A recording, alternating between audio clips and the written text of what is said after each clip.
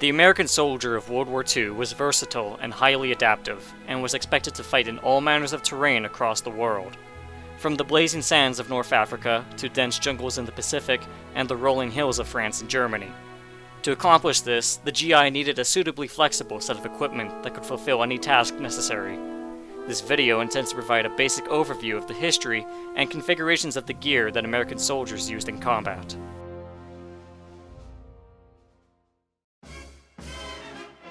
Beginning in 1910, the United States Army adopted an entirely new equipment system made predominantly of a khaki-colored canvas material at a time when most nations were still equipping soldiers with lever pouches to carry all their gear.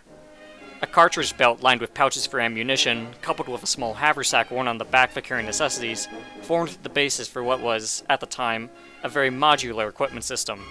A series of eyelets along the top and bottom of the belt allowed the individual soldier to hang whatever items he needed where he needed them. Suspenders hooked from the top helped to distribute the weight of a soldier's gear to his shoulders, and accessories like knives, bandages, and canteens could be hung from the bottom rings.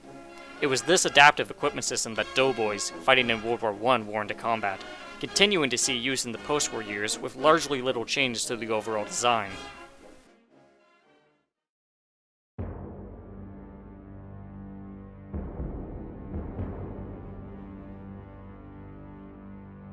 The interwar period saw great changes in weapons and tactics. New innovations such as submachine guns and squad automatic weapons necessitated that the means of carrying equipment had to be adapted and modernized for the soldiers' continuously growing arsenal.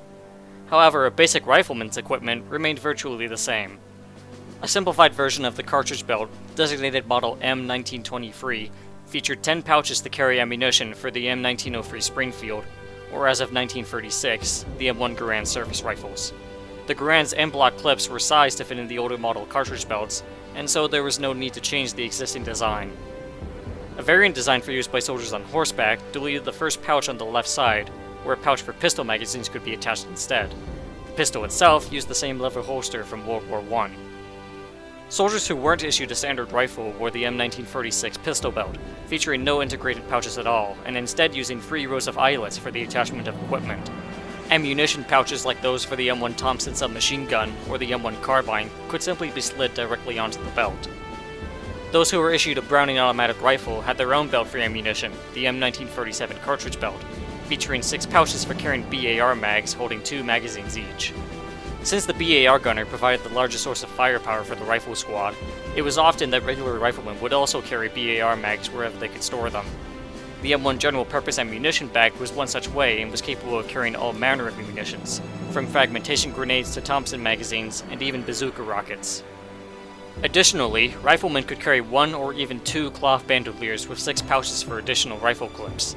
The 80 rounds the cartridge belt held often wasn't enough to last a sustained firefight, and disposable cloth bandoliers were a cheap and practical solution to allow soldiers to carry more ammo into battle. Sometimes even this wasn't enough, and one particular item, the M2 ammunition bag, allowed even greater loads to be carried. It was essentially worn as a vest over the rest of a soldier's gear, and had a single large pouch on both the chest and back sides. Such an item would commonly be used to bring large quantities of machine gun ammo or mortar shells. One last peculiar item, only known as the assault vest, was intended to replace a soldier's entire web gear, capable of storing his ammo, haversack, and all the rest of his gear. This item was used almost exclusively on D-Day, and promptly discarded by most troops due to its extremely poor performance. This obscure piece of gear even made an appearance in the 1998 film Saving Private Ryan. Items like the entrenching tool and canteen still used old stocks of the same M1910 system throughout the war, even when newer items like the M43 entrenching tool were introduced.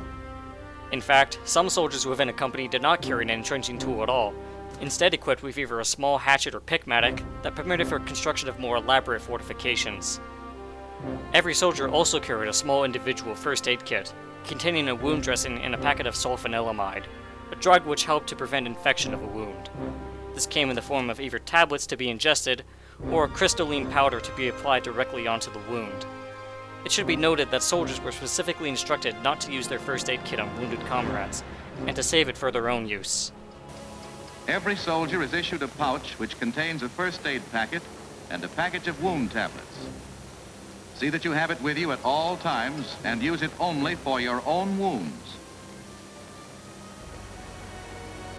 Most riflemen carried a bayonet for their rifle, either of the old M1905 pattern or the newer and slightly shorter M1 bayonet used from 1943 onwards. The bayonet could be hung either from the cartridge belt or behind the shoulder on the soldier's haversack. The M1928 haversack is derived from its older M1910 counterpart and shares many similarities. The main pack could be used to carry things like rations, spare clothes, toiletries, and so on.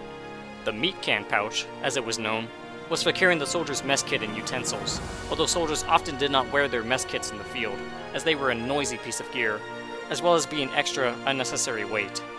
Finally, a triangular carrier could be worn at the bottom to carry the soldier's shelter half and tent pegs. The haversack was small, had limited space, and was only designed to carry the soldier's bare essentials. This, combined with its complicated and unintuitive method of use, made it a very unpopular item with soldiers.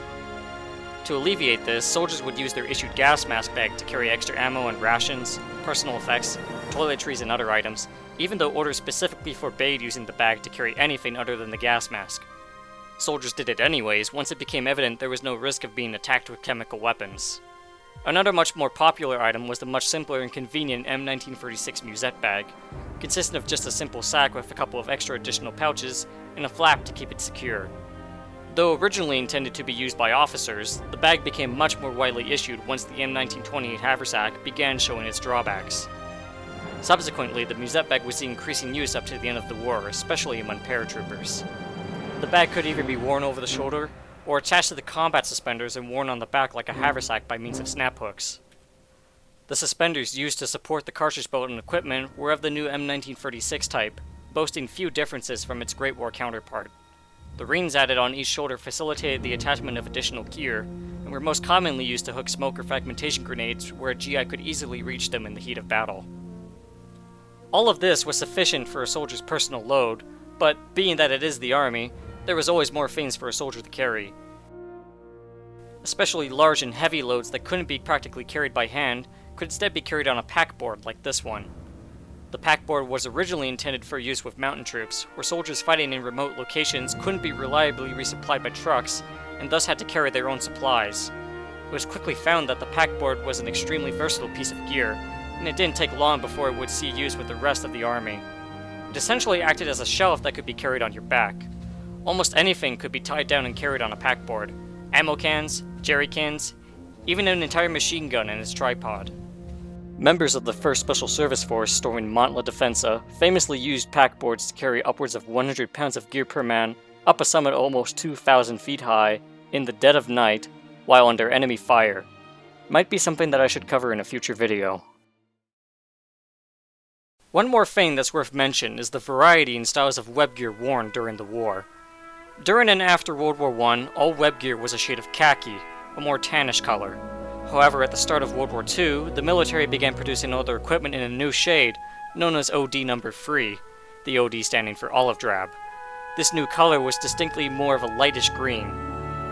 All new equipment produced was in this shade, though equipment continued to be produced in khaki until 1943, likely due to existing stocks of khaki canvas that needed to be used up. Around the same time, yet another new color of web gear was introduced, that being the more dark green OD number 7. The result was that soldiers fighting in the war could often have varying shades to their individual pieces of gear, and it was seldom that every single piece of a soldier's kit was exactly the same shade of olive drab. This video was but a brief overview of the topic of equipment used during the war, and to discuss everything in detail could not possibly be talked about in a single video. Those interested can find further reading on the subject in the description, and if there is something you'd like for me to touch on in a future video, feel free to comment it down below. Thanks for watching, and until next time, this is the GI Guy, signing off.